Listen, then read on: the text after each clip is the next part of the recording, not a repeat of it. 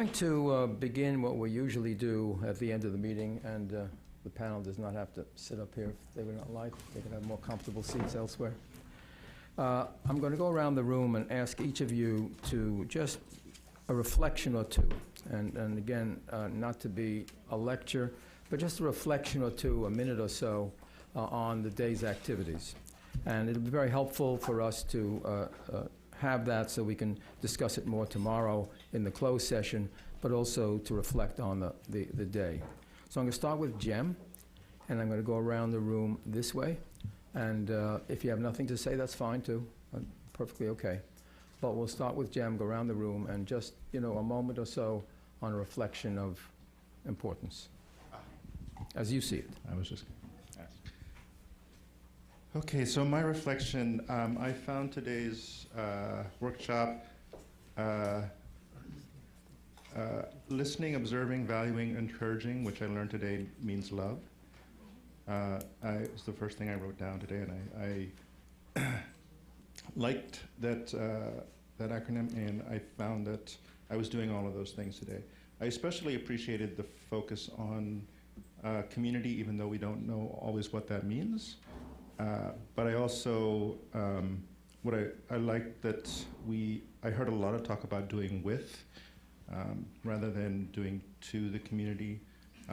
And to my earlier question about sort of diffusion and innovation and people acting on their own, I think that also was a little bit about scalability. And having looked at the list of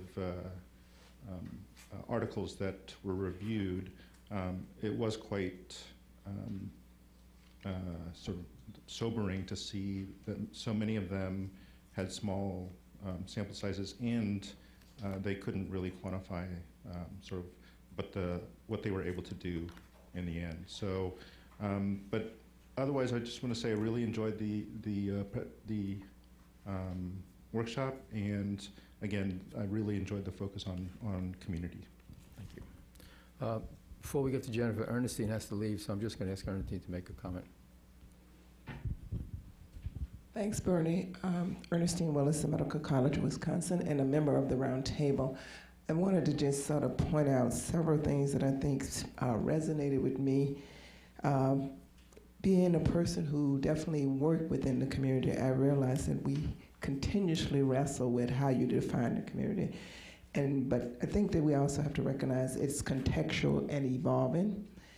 And we have these social and ecological models that we have to be more sophisticated with complex models that we may need to design. I also think the tools are not adequate, and we probably got to wrestle as researchers with more tools. It's consistently articulated that we need more voices of the community in partnership with researchers to broaden our horizons of where we need to help build in greater rigor when it comes to the science. And the validity of which model we would use when it comes to science, it sounds like we still need to give more attention to not always taking our model and want to superimpose it upon the community, including randomized controlled trials, that there are other models that we probably need to be open-minded to explore in partnership with the community. Thank you. Thank you. Jennifer? Jennifer Dillahay, Roundtable member in Arkansas Department of Health. I'm with Jim. I recognize the importance of good community health literacy interventions being inextricably linked with love, and the need for respect, and what was mentioned in other occasions here today is humility. And I also was thinking in the back of my mind all day about the need for public health organizations, whether it's at a state level or a community level, to fund people to be able to spend their time developing trusted relationships and sustain them. And to me, that is something that has not been part of the organizational or the funding structure over time, and I think we really need that. Rima? I like the combination of, beginning with a rigorous academic perspective on our work, and then following up with concrete and really lovely, innovative community-based programs. So I very much enjoyed that. I don't see it as a contrast. I saw it as a really coming together. But I was very struck by the dilemmas that people were facing, partly because answers to many of those dilemmas exist and have long existed. And so what was occurring to me is that we often talk about the individuals in our society with limited literacy skills who are overwhelmed by the plethora of information and not knowing where to turn. We ourselves, as practitioners and as scholars, are overwhelmed by the plethora of information that exists. And sometimes we run ahead to invent something rather than to build on what already exists. And so there were many times during the day when I thought about the health education, community-based health education, rigorous, evidence-based research that exists from the 1950s and 60s and 70s and 80s, participatory research efforts, participatory evaluation, empowerment evaluation, from lessons about triangulation from anthropology, lessons from sociologists who documented the activities and engagement of communities through the civil rights movement, the HIV/AIDS epidemic movement, the women's health movement. So many of the dilemmas that were raised today have answers that are well documented and well researched. And we, sadly, are overwhelmed and don't have the time to find those. And so we're trying out something new. We're reinventing the wheel. And it was, oh my gosh, what can we do about this? That was my major takeaway. Terry? Terry Parnell, I'm Health Literacy Partners and Roundtable member. Today was one of my very favorite sessions, so congratulations to the Planning Committee. The flow of the day I thought was wonderful, the way, again, starting with Cynthia's presentation, the role of the librarians and the innovative work that they do and can do, to Katina and Ariella with the community-based programs. And as I was listening throughout the day, hearing the words, I was jotting them down, innovative and flexible and building relationships and creativity and trust, and it takes time. It's like slow and steady. That's hard work, and it takes time, and I think sometimes we want a quick fix or the magic wand, and that's not the way to have sustainable, scalable change. I think ending the day with some of the discussions around that was extremely helpful, and building on what Rima just shared, I think there obviously is a lot of great work being done. There's a lot of research that's been done, and I think if we continue to try to chip away and break down the silos and really work together on those large scales and really push it out to levels that maybe when we first think about that, I know I tend to sometimes say, all right, how do we operationalize that? And so it almost causes you to stop in your tracks. But I think if we push it out to those levels and break down the silos, we can truly make a difference. So I'm excited. I think it was a great day. Lori?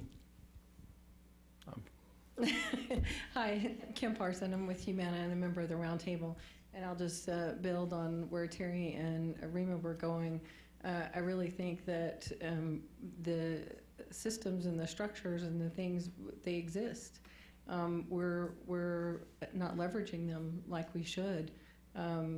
Librarians, the school systems, the community-based programs getting into those systems, and then all of the partners coming together, as opposed to, when Steve and I say Humana are united, I wonder who just cringed behind me. Because yes, I'm a payer, but I'm a collaborator, or we otherwise wouldn't be here. And if we can all be seen for the strengths that we bring to the table, and all get at the table, then I think we'll get where we're wanting to go a lot faster. And again, thank everyone for the day, because I think this community discussion has been one of the best that we've had. So thank you. Steve? Thank you. Yeah, Steve Rush, a member of the Roundtable and United Health Group. And I think one of the things that I've heard several times is the concept of collaborative learning. The people who are doing health literacy interventions need to go into the community, and the people in the community teaching about their culture, themselves, their issues, and their concerns, and then what we have to bring into the community. I heard that several times. I think that the concept of trust that comes about as a result of that, and the buy-in leading to trust, leading to understanding and trust. So trust is all the way through there, and if people don't trust, they're going to have difficulty making health behavior change. In terms of sustainability, I think one of the things that was presented today several times was the concept of moving collaborative learning to helping people in the community to help themselves, providing them with tools and resources. And I think today's program was tremendous, and thank the staff for that. Wilma? Wilma Alvarado Little, New York State Department of Health, Office of Minority Health and Health Disparities Prevention. Geez Louise, this was great. This is great. I know, don't get me started, right? I think starting from seeing Cynthia's presentation to frame the day was really exciting for me, because when I see this, and especially Cynthia at the helm, if you will, I can only expect fabulous things, yes? And then the way the involvement of the public libraries, that was one of the first notes, make sure to get them involved as soon as I get back. Listening to the community-based health literacy programs that Katina and Ariella and Marissa all presented, I thought this was fabulous. And it was a great panel that was moderated by Ernestine, so thank you so much. Andrew, thank you for keeping us motivated at being the after lunch crowd. Been there, short of being a stand-up comedian, keeping us engaged. And then, Cindy, the way you presented for this panel, the questions that had actually come from the community, I thought was wonderful, so that we could hear in anticipation and preparation for this panel. I thought that was fabulous. And also the use of Melissa. Thank you, Melissa. And also the Twitter stuff. I think this is Twitter, right? Because I don't do this. So I thought this is great to be able to read this as well.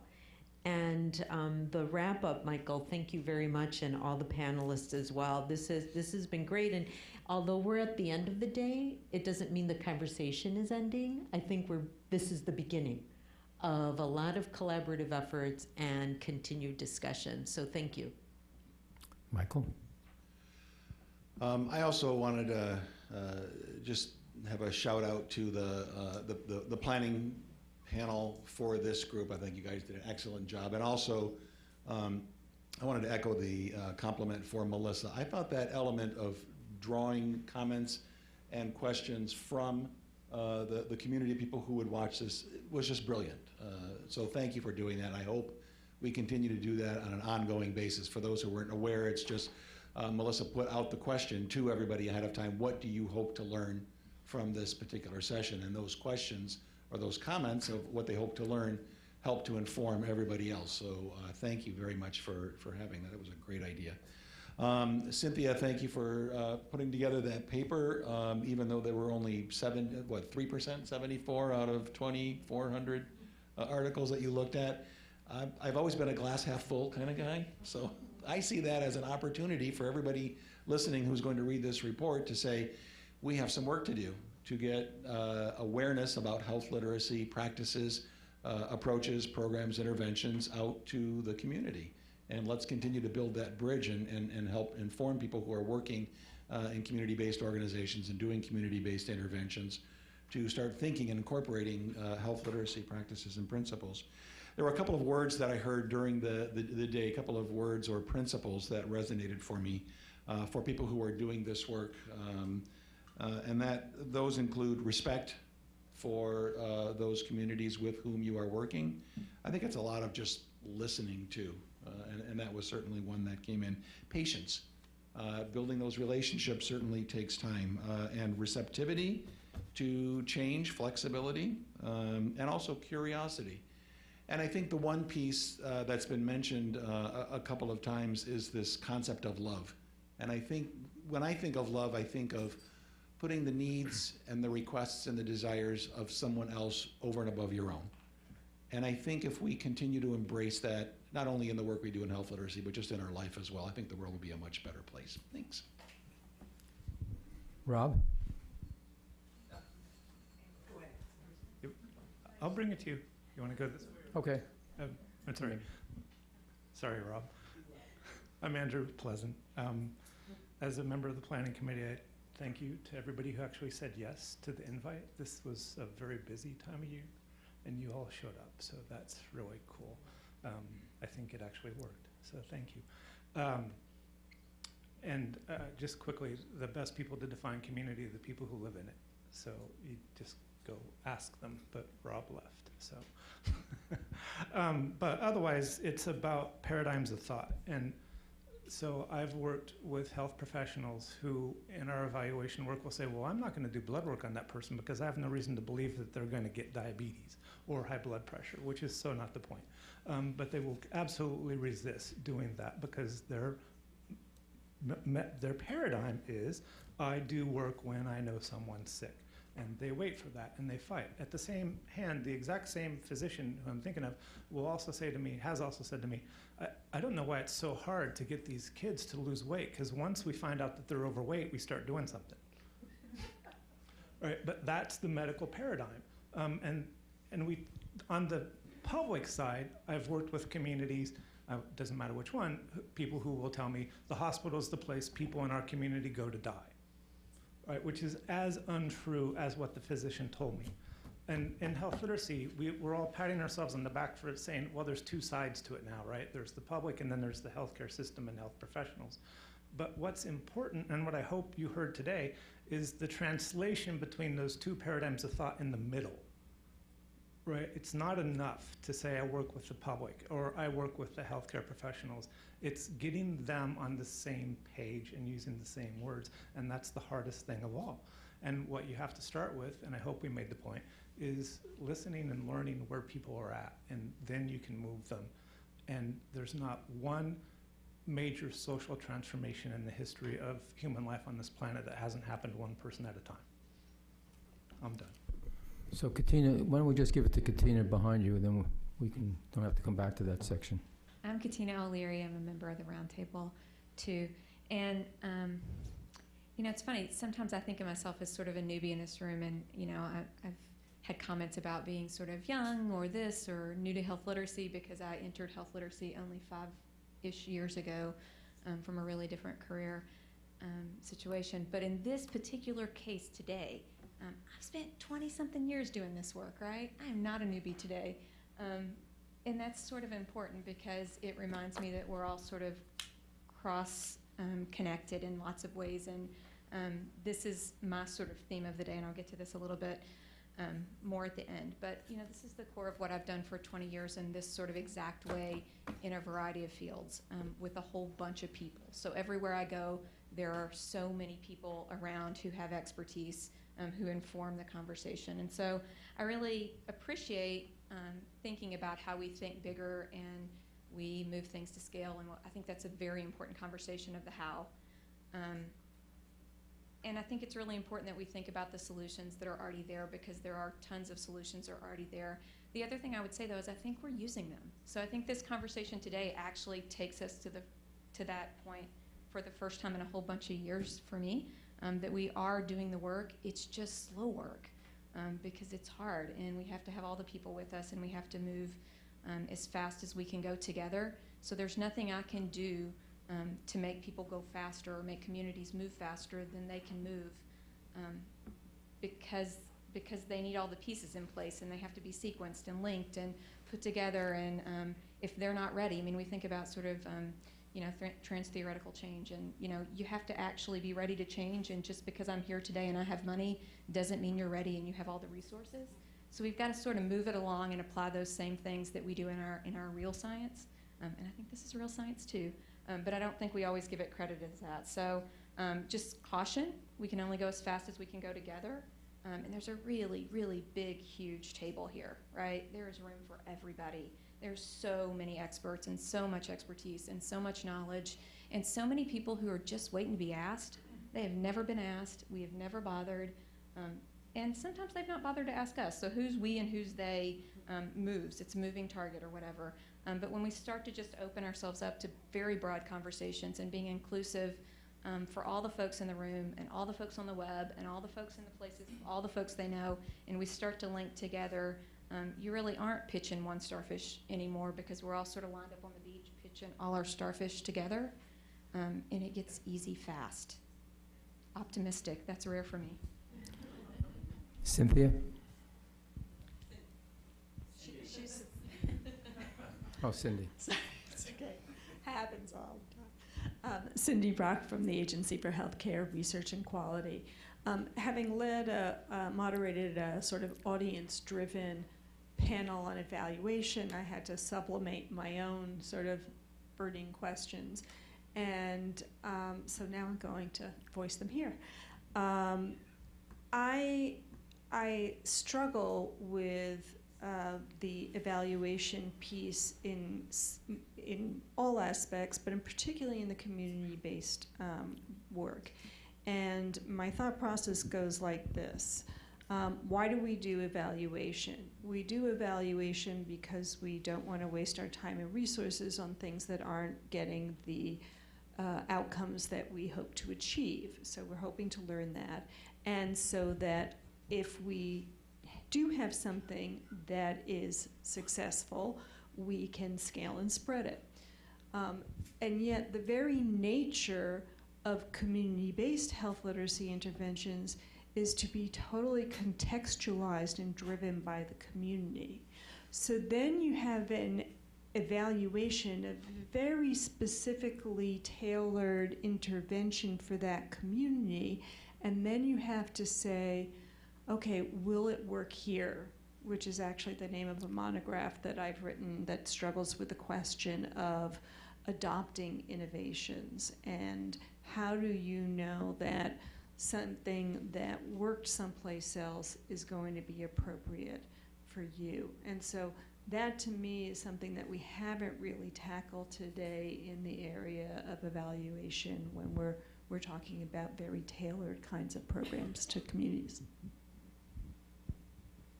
Good afternoon, Amanda Wilson, National Library of Medicine. So I do want to, and I'm a member. Thank you. I do want to say that I am really excited about this conversation today. The one regret that I have is that Betsy Humphreys retired 1 month too soon. She would have loved being here to hear this conversation. That really includes library as place, and she might be listening online, so hello, Betsy, if you're listening. And I just want to reiterate that libraries are partners. They're willing partners. In many situations, they may have been asked. They may be waiting to be asked. Maybe we should be reaching out to do more asking, but they are a system in place to help support and maybe begin to start addressing this level of scale, especially as we think of city and county-wide level implementations. I also represent the National Network of Libraries of Medicine, which, thank you, Leslie, Marissa, got a shout out today. And we do fund our members to spend time building relationships, and we've been doing that for 50 years in our communities. So the network comprises members from medical libraries, community-based organizations, other nonprofits across the United States. So we're also looking at ways to partner with the Public Library Association, the American Library Association, to work on addressing health and wellness questions that come to our libraries. And so we're also primed here, and NLM is working to be primed and ready to partner with you. Also, I'm excited to continue this conversation about collaboration. I also want to say the words that I was hearing, humility, I think first from Katina, flexibility, love. It just makes me want to give everyone a hug here. And it just really brings the community right here with us. So I'm excited to be a part of this conversation. Thank you, Amanda. Bill? Was great. Bill Elwood, NIH Office of Behavioral and Social Sciences Research. Today we used the word community, not surprisingly, a whole lot. And together I think we, in the case of each individual use of it, we understood at the time what it meant. Sometime it meant a county, a state, or a city. Sometime it meant a zip code. Sometimes it meant a group of people who comprise a target population. And then we talked about a lot of human qualities, trust, love, and I likely would have simply passed the microphone on because Ernestine said almost everything, except when it comes to measurement, except that because we use this word interchangeably and we don't know how all the other people we're using that word with might understand it, I think it's important when we speak to others that we describe how we mean community specifically, because it is not exactly place or setting that comprises a community. It is the relationships among people, whether it's the people who comprise that the community that goes to a particular hospital, the community researcher partnerships, whoever. And so I think it's very important that we describe who comprises the community when we use that word, or we use other words to describe that particular community, and echoing Ernestine, that we account for the influence of relationships and how the information diffuses and how people make those decisions, so we can understand the health literacy and numeracy processes that much better. Stacy? I'm Stacy Rosen from New York, Northwell Health, and a member. Today was a really great day. I have to tell you, for anyone, all of us in healthcare, it's been a pretty depressing season. And when I sit through a day like this is why we all do what we do. And yes, we come from different tables, but at the end of the day, improving the health of our communities and our country is why each of us is involved here. So today for me was a really uplifting day, and I thank the folks who organized and all of the speakers. It was wonderful. A couple of things. I love the words humility and flexibility. We use the word co-creating a lot back at Northwell. Dr. Larry Smith, our dean, spoke at our annual diversity meeting where about 300 of our senior leaders sit, and reminds each of us that don't pat yourselves on the back for the community work you do until the community thanks you. Because going into any community with our graduate degrees and our diplomas and thinking we know better is a sure direction to failure, and you lose trust once from that sort of behavior, and it's really very, very hard to win back. I think rigor in this field is unbelievably critical. Ruth and I were speaking a little bit before, and bringing in what are somewhat new scientific approaches to what we all do is so important. Behavioral economics. I sit on the board of the Heart Association, and we're doing a lot of focus work on implementation science, because it doesn't matter how much I spend on diagnosing and creating a new stent or a new diagnostic tool if we can't figure out the best way to have our community, patients, consumers use and do what is best for them, or what we hope is best for them, then we're really not understanding. And as Rima said, there is a lot of data in these kinds of worlds. There's a tremendous amount being written now on change management science, which needs to bring rigor into what we do. Applicability, as a cardiologist in my career, I've watched heart attacks being treated with 6 days of bed rest to, a tremendous change. And it was really hard to do that, to get ambulances to move patients to the right places. You may want to argue that there were financial reasons that all that research was supported, and perhaps our mission here may be more challenging to support, but we really need to bring real science into what works, what doesn't, and bring our different approaches together. So, thank you. Rob? Two take-home points. The first is Cynthia's paper is of course about community health literacy intervention research, but it's also, it turns out, about health literacy research focused on mental health. This group in spring of last year talked a lot about getting papers and written about that. We got a 2-for-1 deal. I feel like I'm shopping at Schnucks in Missouri and getting 2 peanut butter for 1. And again, it really covers both areas very nicely. Thank you, Cynthia. The other take-home point is community health literacy intervention research would be improved, I heard all day, if evaluation frameworks assess more of the social determinants of health that impact populations. What I didn't hear is that community health literacy research would be improved if evaluation frameworks assess more of the structural determinants of health that impact populations. It seems to me progress is when we put all of them together.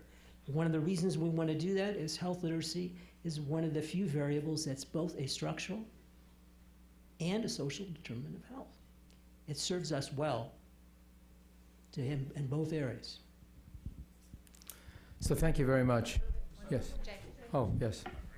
You weren't sitting with the group. Oh. I know, I was worried my head was coming in the way over there, so like in this up. Jay Duig with Yes, Jay. AbbVie Patient Safety. Just one comment to wrap up, and because I echo all the other thoughts that were shared by the members of the round table, and how valuable and how wonderful it is to have the discussion focus on the value of the community and the approaches to be integrated into the community versus on that outsider status. But I think that's been extremely well said. One thing that in all the descriptions of community and the programs that went on and the action verbs that we have of activate or impact or empower and these type of things, part of that systemically that would be great to address those is to give people their health information. I mean, it's still remarkable that we don't have our health information. That doesn't exist for us. So all these issues of integration and acting and anything else, I mean, I don't have, and I just experienced this, I don't have my kids' their records, their health information. So I mean that's not within it. So you think about what's going to happen in these issues of engagement and motivation, and the possibilities that come within that once versus moving as an outside center to what's called an internal locus of data control, that someone has it themselves. That's really where I think you can start driving through evaluation methods into outcomes longitudinally.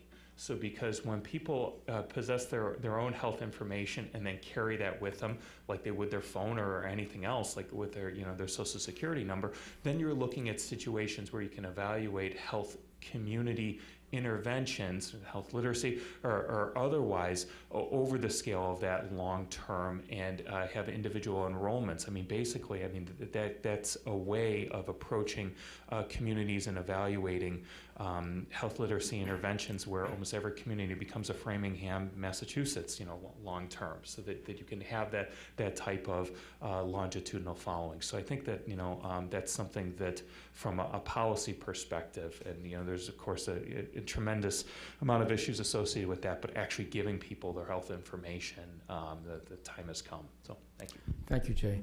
I think I have everyone from the round table. Great. So there's a nice tweet here just about 15 minutes ago, which said, "I hate acronyms, but love won me over. Listening, observing, valuing, and encouraging." And certainly, as we've all heard, building sustainable, healthy communities or building community relationships really requires time, requires respect, and requires love. And within that, if you think about it in general, flexibility is a core competency to make all that happen. So this is a wonderful day, and I thank everybody. I'm going to ask that we stay here just another moment, because I just want some logistics for the remainder of the evening and tomorrow. I was given instructions for everybody to please drop your name badges off at the front desk. But tomorrow morning, we're beginning in room 120, which is on the other side of the building, right by the C Street entrance. And breakfast has been changed to 7:30, and the meeting will start at 8 o'clock. The working dinner tonight is located at Grillfish, which is 1200 New Hampshire Avenue. It's walkable, I think, from the hotel if you want to go back to the hotel first. It's on the corner of M and New Hampshire Avenue between 21st and 22nd. If anybody's attendance status has changed, please let Melissa or Alexis know. Melissa, anything else that we Bernie, need? just the instructions for tomorrow and tonight are for roundtable members, Yes, not for the whole roundtable members group. only. Okay. I did make that comment. Anything else? We're cool? Thank you all very much.